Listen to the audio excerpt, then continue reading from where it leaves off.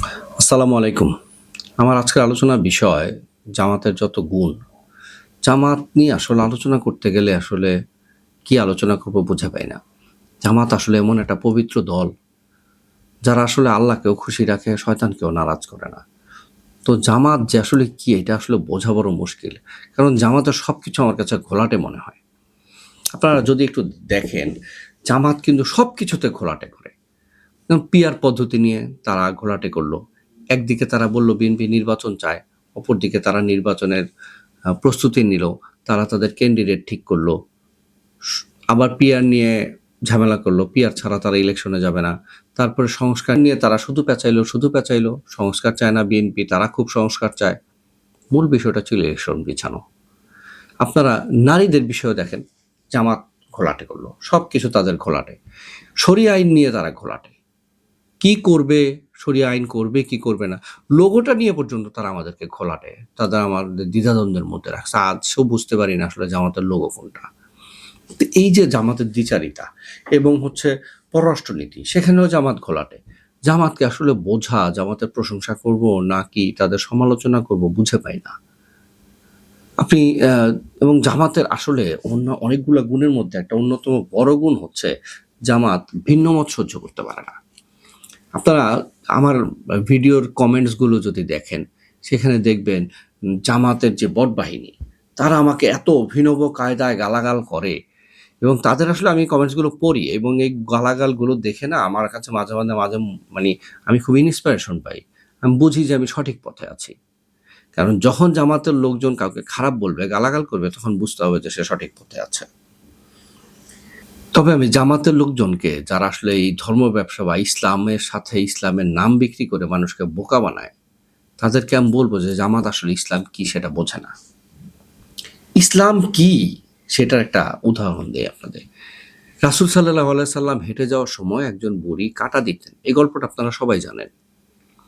সেই কাঁটা দেওয়া একদিন বুড়ি কাঁটা দেয়নি, সেই জন্য রাসূল পাক সাল্লাল্লাহু আলাইহি ওয়াসাল্লাম তাকে দেখতে গেছেন, তাকে অসুস্থ দেখে তার সেবা করছেন।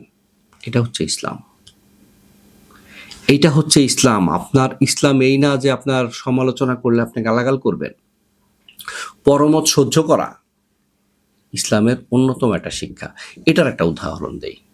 উসমান ইবনে তালহা, তিনি কাবা ঘরের দায়িত্বে ছিলেন। রাসূল পাক সাল্লাল্লাহু আলাইহি ওয়াসাল্লাম যখন কাবা ঘরে প্রবেশ করতে চাইলেন, তাকে এই তাল উসমান ইবনে তালহা তাকে প্রবেশ করতে দেননি। মক্কা বিজয়ের পরে রাসূল সাল্লাল্লাহু আলাইহি সাল্লাম সাহাবাদেরকে বললেন তাকে ডেকে নিয়ে আসো, এবং তার হাতে কাবা ঘরের চাবি তুলে দিলেন এবং বললেন যে কিয়ামত পর্যন্ত তোমার বংশের হাতে কাবা ঘরের চাবি থাকবে। এটা হচ্ছে ইসলাম। ইসলাম কি সেটা আপনারা বোঝেন। ইসলামের আরো একটা ঘটনা আপনাদের সাথে শেয়ার করি। ইব্রাহিম আলাইহিস সালাম, তিনি মেহমান ছাড়া খাইতেন না। মেহমানকে ডেকে নিয়ে আসছেন, যখন বলছেন বিসমিল্লাহ বলতে, কিন্তু তিনি ছিলেন অগ্নিপূজক। তিনি বলছেন আমি বিসমিল্লাহ বলবো না। ইব্রাহিম আলাইহিস সালাম রেগে গিয়ে তাদের উঠাই দিলেন। আল্লাহ নাজিল করছেন যে তাকে ধরে নিয়ে আসো, ডেকে নিয়ে আসো। এটা হচ্ছে ইসলাম।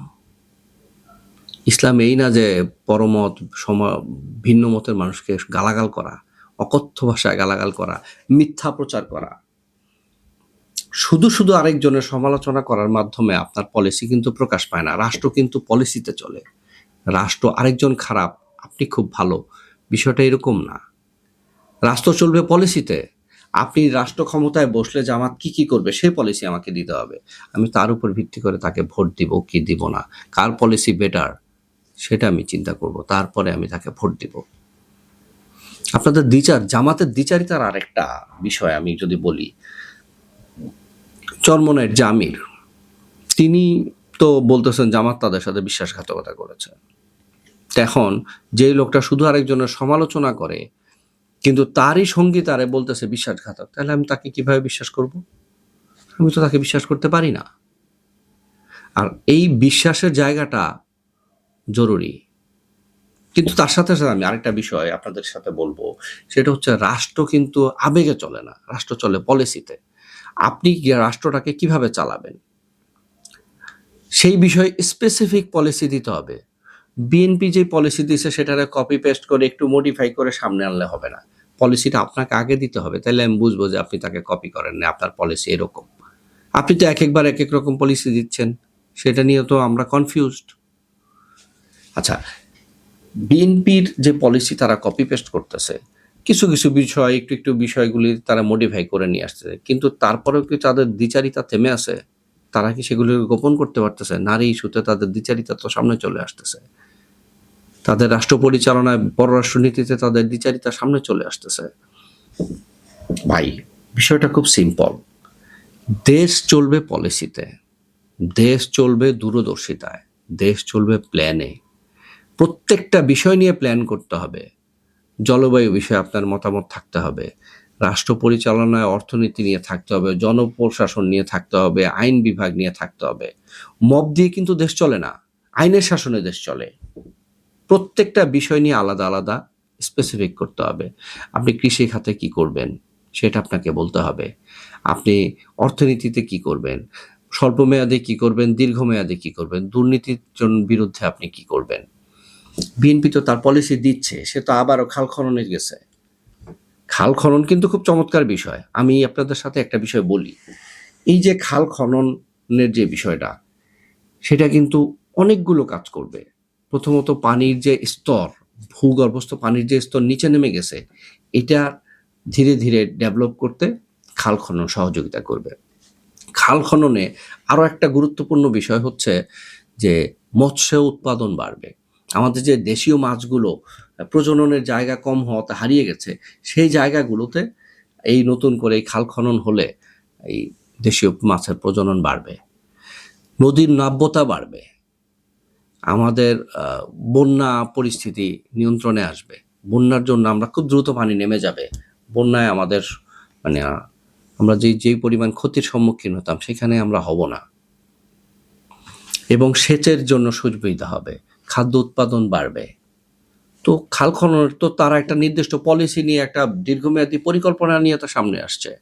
বিএনপি বলতেছে সারা দেশে বৃক্ষরোপণ করবে, এবং যে অঞ্চলে যেই গাছ ভালো হয় সেই অঞ্চলে সেই ফসল এবং সেই গাছ লাগানোতে তারা মানুষকে সহযোগিতা করবে, তারা আইডিয়া দিবে।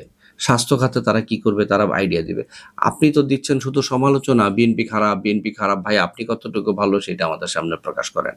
আর আপনাকে কেন আমরা বিশ্বাস করব? নাহিদের স্ট্যাটাসেই তো বিষয়টা ক্লিয়ার।